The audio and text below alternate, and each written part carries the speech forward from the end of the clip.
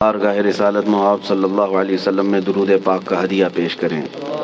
اللہم صلی علی سیدنا و مولانا محمد معدن الجود والکرم وآلہ واصحابہ الکرام وابنہ الکریم وبارک وسلم صلاة دائمة سرمدا ابدا۔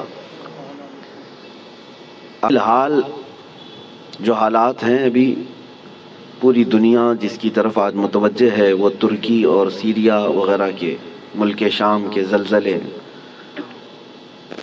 بہت بڑی تباہیاں لا چکے ہیں۔ وہ زلزلے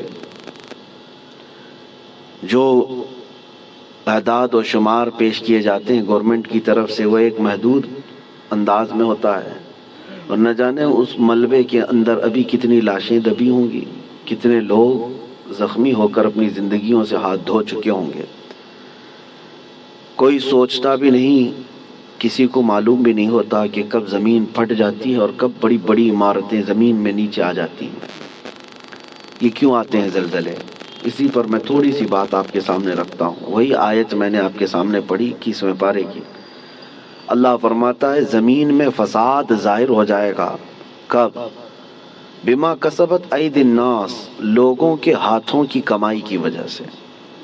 اور کیوں زلزلے دیتا ہے رب تعالیٰ؟ لیذیقہم بعض الذی عملوا، اللہ فرماتا تاکہ وہ جو کچھ کر چکے ان کو کچھ چکھا دوں۔ اللہ تعالیٰ فرماتا لیذیقہم، تاکہ ان کو چکھایا جائے جو کچھ بھی وہ کر رہے تھے۔ محدثین بھی اسی بات پر اتفاق کرتے ہیں۔ میرے آقا صلی اللہ تعالیٰ علیہ وسلم نے بھی ارشاد فرمایا زمین میں زلزلوں کا آنا، طوفان کا آنا، سیلاب کا آنا، یہ اللہ کے عذاب کی نشانیاں ہیں۔ اللہ تبارک و تعالیٰ کے بڑے عذابات میں سے ایک آیت تو آپ مشہور سنتے ہوں گے، اذا زلزلت الارض زلزالہا، پوری سورہ ہے زلزال۔ زلزلہ کس کو کہتے ہیں؟ جھٹکے۔ آپ کی نظر میں تو صرف ارتھ کوئک ہے، اور سائنٹیفک اعتبار سے اس کو کہا جاتا ہے زمین کی نیچے کی تہیں جو ہیں، پرت، پلیٹس، جب یہ آپس میں ہل جاتی ہیں تو زمین پھٹ جاتی ہے۔ اندر لاوا ہوتا ہے زمین کے اندر، وہ ابل رہا ہوتا ہے، اور یہ پلیٹ جو ہے ڈس بیلنس ہوتی ہیں تو زمین کے اندر دراڑ آ جاتی ہے۔ سائنٹیفک اعتبار سے ان کی تحقیقات ہیں۔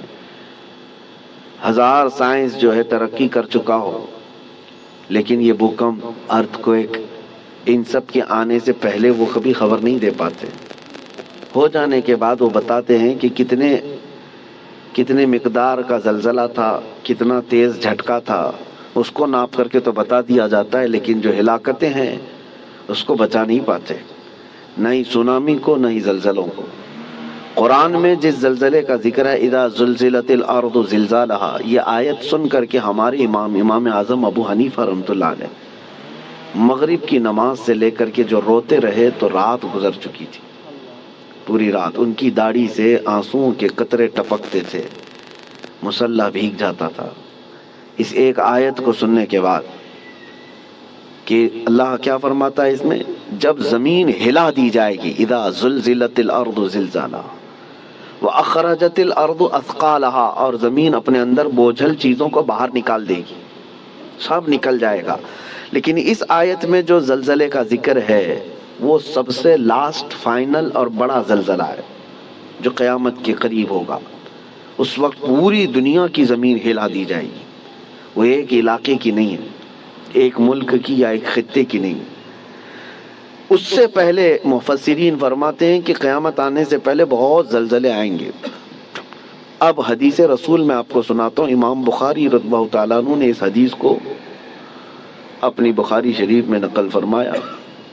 اللہ کے حبیب صلی اللہ تعالیٰ علیہ وسلم نے ارشاد فرمایا جب امانتیں ضائع ہونے لگ جائیں، زنا عام ہو جائے اور گانے بازی کی کثرت ہونے لگ جائے، حضور پاک صلی اللہ علیہ وسلم فرماتے ہیں زمین میں زلزلوں کی کثرت ہوگی، ہر جگہ زلزلے آنے شروع ہو جائیں گے اور قیامت قریب ہوگی، ایک زمانہ دوسرے زمانے سے نہایت قریب ہو جائے گا۔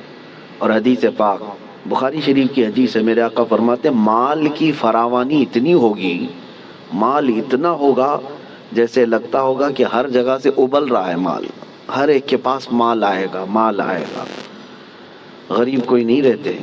آج کے حالات میں بھی دیکھیں آپ، غربت و افلاس بہت کم ہو چکی ہے۔ آج کے زمانے کا غریب وہ ہے جو پچھلے زمانے کا امیر تھا۔ آج کا جو غریب ہے اس کو غریب کس کو کہتے ہیں؟ بھائی اس کے پاس کار نہیں ہے، اس کے پاس بائک نہیں ہے، غریب ہے، اس کو آج غریب سمجھا جاتا ہے۔ کھاتا پیتا ہے، پہنتا ہے، گھر بھی ہے، سب ہے۔ غربت اس طرح کی نہیں رہے گی، مال کی فراوانی ہوگی، یہاں تک کہ حضور پاک صلی اللہ علیہ وسلم فرماتے ہیں دریائے فرات سے سونے کا پہاڑ ظاہر ہوگا، اگر تم زندہ رہے تو اس میں سے ایک پائی بھی لینے کی کوشش مت کرنا، حضور نے فرمایا، اس لیے کہ اس کے حصول کے لیے لوگ ایسے لڑیں گے کہ 100 لوگ اگر اس مال کو، سونے کو لینے جائیں گے، 99 قتل ہو جائیں گے، ایک بچے گا، مر جائیں گے سب۔ اور اسی حدیث پاک میں جو میں نے کہا زلزلے والی، اسی میں اللہ کے حبیب صلی اللہ علیہ وسلم نے فرمایا حرج بڑھ جائے گا، حرج بڑھ جائے گا۔ تو صحابہ نے پوچھا کہ حرج کیا ہے میرے آقا؟ حضور پاک صلی اللہ علیہ وسلم فرماتے ہیں ایک دوسرے کا قتل کثرت سے ہوگا۔ تو اس زمانے میں ہم آ چکے میرے عزیزو، زمینیں جب ہلا دی جاتی ہیں پڑوس کی، خوف سے ہمارا دل ہل جانا چاہیے۔ حضرت عمر ابن عبدالعزیز رضی اللہ تعالیٰ عنہ 5ویں خلیفہ راشد ہیں، ان کے زمانے میں کسی ملک میں زلزلہ آیا، زمین ہل گئی، تو وہاں کے جو گورنر تھے، وہاں کے جو ذمہ دار تھے، حاکم تھے، ان کے نام پر حضرت عمر ابن عبدالعزیز نے فوراً خط جاری کیا کہ جیسے ہی زلزلہ آیا، حالانکہ وہ زمانہ عمر ابن عبدالعزیز کا تھا، عدل و انصاف کا زمانہ، ان کے زمانے میں جس جگہ پر زلزلہ آیا تھا اس جگہ انہوں نے اتنا ٹائٹ کر دیا، کورونا میں جیسے کوارنٹائن وغیرہ کے معاملات، ایسے حضرت عمر ابن عبدالعزیز نے سارے لوگوں کو ٹائٹ کر دیا، کہا اس پورے خطے کے لوگ کثرت سے استغفار کریں، سب استغفار میں مشغول ہو جائیں، کوئی ایک بندہ بھی نہ رہے۔ اور پھر وہاں کے حاکموں کو اور وہاں کے جو گورنر تھے ان کو خط لکھا کہ جتنا تمہارے پاس ہے سب کا سب صدقہ کر دو، خیرات کر دو، الصدقۃ تطفئ البلایا، میرے آقا صلی اللہ علیہ وسلم نے فرمایا صدقہ بلاؤں کو ٹال لیتا ہے، تمہارے پاس جو ہے وہ صدقہ کر دو، اس لیے کہ اللہ کا غضب تمہارے ہاں آیا ہے، اللہ کا عذاب تمہارے شہر میں آیا ہے، زلزلہ آیا ہے۔ تو سارے لوگوں پر آپ نے لازم کر دیا تھا کہ استغفار میں مشغول ہو جائیں اور صدقہ و خیرات کثرت سے کرنے لگ جائیں۔ عزیزان گرامی وقار، اور ابھی 3 اور بڑے زلزلے آنے والے ہیں جس کی بشارت میرے آقا صلی اللہ علیہ وسلم نے فرمایا، عرب کی سرزمین پر آئے گا، مشرق میں اور مغرب میں، یعنی ایک ایسٹ میں، ایک ویسٹ میں، اور ایک عرب کی سرزمین۔ ایک قیامت سے پہلے 3 بہت بڑے زلزلے آنے والے ہیں جس میں لاکھوں لوگ دھنس جائیں گے، زمین اتنی تیز پھٹے گی کہ ہزاروں کی نہیں لاکھوں کی تعداد اس میں زمین میں چلی جائے گی۔ مشرق میں ہم لوگ بھی آتے ہیں، ویسٹرن میں دوسری کنٹریز ہیں، آپ کو پتہ یورپ وغیرہ، اور عرب ہے۔ اور ان زلزلوں کے متعلق جو فرمایا گیا وہ قیامت سے قریب آنے والے ہیں، وہ بڑی نشانیوں میں سے ہیں۔ اور ان عذابات میں جو گرفتار ہو گئے، اللہ کی پناہ، اللہ کی پناہ، کوئی دنیا کی طاقت انہیں نہیں بچا پاتی، کوئی دنیا کی طاقت انہیں روک نہیں سکتی۔ اسی لیے آج میں یہ میسج دینا چاہ رہا تھا کہ کثرت سے استغفار میں لگ جائیں، جتنا زیادہ ہو سکے، صرف اپنے لیے نہیں، اپنے بھائیوں کے لیے۔ سورہ انفال 9ویں پارے میں اللہ تعالیٰ فرماتا ہے وَمَا كَانَ اللَّهُ لِيُعَذِّبَهُمْ وَأَنْتَ فِيهِمْ وَمَا كَانَ اللَّهُ مُعَذِّبَهُمْ وَهُمْ يَسْتَغْفِرُونَ۔ آیت ہے، اللہ فرماتا ہے اللہ اس قوم کو عذاب نہیں دے گا اس لیے کہ اے محبوب آپ ان کے بیچ میں ہیں۔ ایک ذریعہ یہ ہے۔ دوسری بات اللہ تعالیٰ قرآن میں فرماتا وَمَا كَانَ اللَّهُ مُعَذِّبَهُمْ وَهُمْ يَسْتَغْفِرُونَ، اور اللہ ان کو اس وقت تک عذاب نہیں دے گا جب تک یہ استغفار کرتے رہیں گے، جب تک یہ استغفار کرتے رہیں گے۔ استغفار کیا ہے؟ استغفر اللہ ربی من کل ذنب واتوب الیہ، استغفر اللہ ربی من کل ذنب واتوب الیہ، استغفر اللہ ربی من کل ذنب واتوب الیہ۔ میرے عزیزو، کثرت سے استغفار کرو۔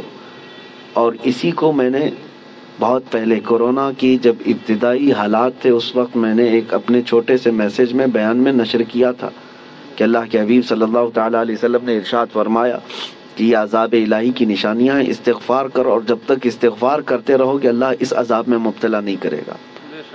آج کہیں کسی پڑوس کے گھر پر آگ لگی ہو تو اس کی چنگاریاں تمہارے گھر کو بھی جلا سکتی ہیں، یہ مت سمجھنا کہ ترکی ہل گیا، ملک شام ہل گیا، یہ تو ہم بہت دور بیٹھے ہیں، زمین تو سب کی جڑی ہوئی ہے، زمین ایک ہی ہے، اور ان زلزلوں کے ساتھ اللہ تعالیٰ پوری دنیا کو یہ عبرت دینا چاہتا ہے۔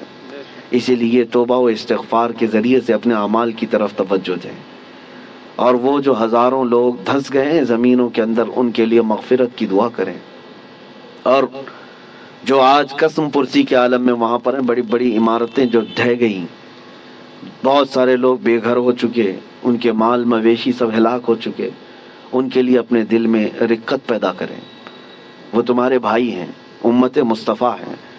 نبی پاک صلی اللہ تعالیٰ علیہ وسلم نے یہی ارشاد فرمایا، مومن وہی ہے کہ جو دوسرے مومن کی تکلیف پر تڑپ جائے۔